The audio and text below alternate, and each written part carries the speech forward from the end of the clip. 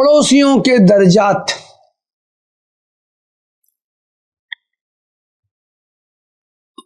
بسم اللہ الرحمن الرحیم۔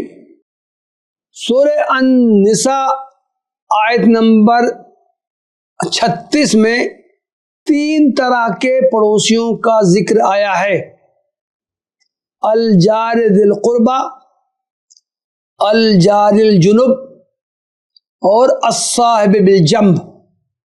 اس کی روشنی میں پڑوسیوں کے 3 درجات بیان کیے گئے۔ نمبر 1، رشتہ دار پڑوسی، اسے 3 حقوق حاصل ہوتے ہیں: رشتہ داری کا حق، مسلمان ہونے کا حق اور پڑوس کا حق۔ نمبر 2، مسلمان پڑوسی، اس سے 2 حقوق وابستہ ہوتے ہیں: مسلمان ہونے کا حق اور پڑوس کا حق۔ نمبر 3، غیر مسلم پڑوسی، اسے صرف پڑوس کا حق حاصل رہتا ہے۔ پڑوسیوں کی یہ تقسیم ایک حدیث میں بیان کی گئی ہے جو الطبرانی میں آئی ہے، لیکن اس کی سند ضعیف ہے۔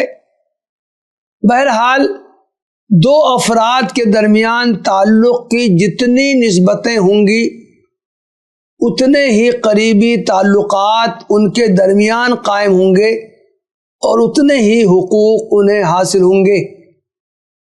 قرآن مجید میں جہاں انسانوں کے ساتھ حسن سلوک کی تاکید کی گئی ہے، وہاں سب سے پہلے والدین اور رشتہ داروں کا ذکر کیا گیا ہے۔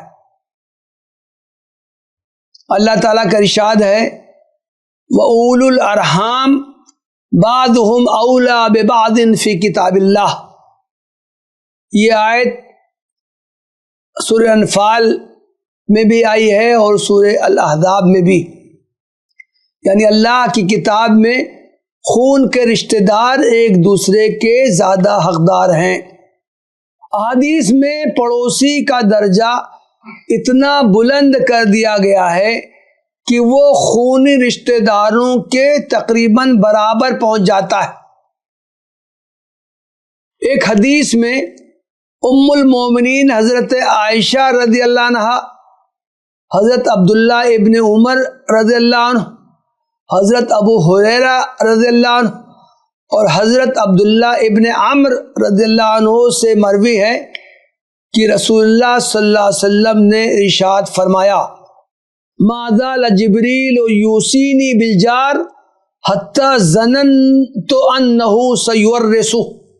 یہ حدیث بخاری اور مسلم میں آئی ہے، یعنی جبریل مجھے پڑوسی کے ساتھ اچھا برتاؤ کرنے کی برابر تاکید کرتے رہے، یہاں تک کہ میں گمان کرنے لگا کہ وہ اسے وارثوں میں شامل کر دیں گے۔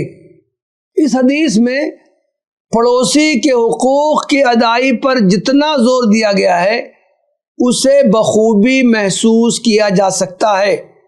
حضرت جبریل اللہ کے رسول حضرت محمد صلی اللہ علیہ وسلم تک اس کے فرستادہ تھے۔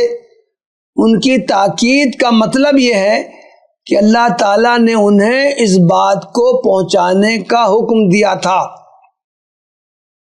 علامہ شمس الدین ذہبی فرماتے ہیں اقتباس: اس حدیث سے پڑوسی کے عظیم حق کا علم ہوتا ہے۔ یہ اسلوب اس لیے اختیار کیا گیا ہے تاکہ پڑوسی کے حقوق کی حفاظت کرنے اور اسے تکلیف سے بچانے کی بھرپور کوشش کی جائے۔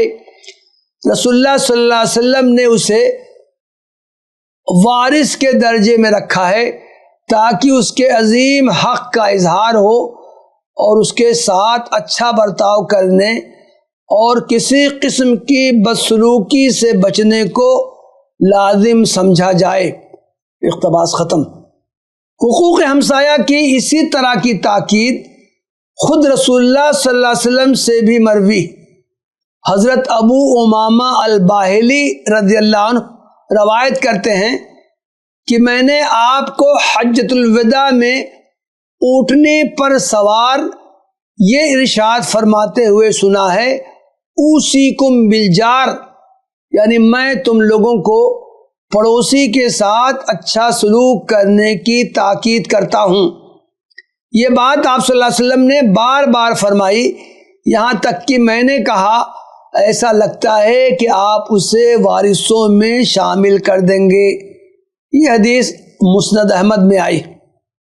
وآخر دعوانا الحمدللہ رب العالمین۔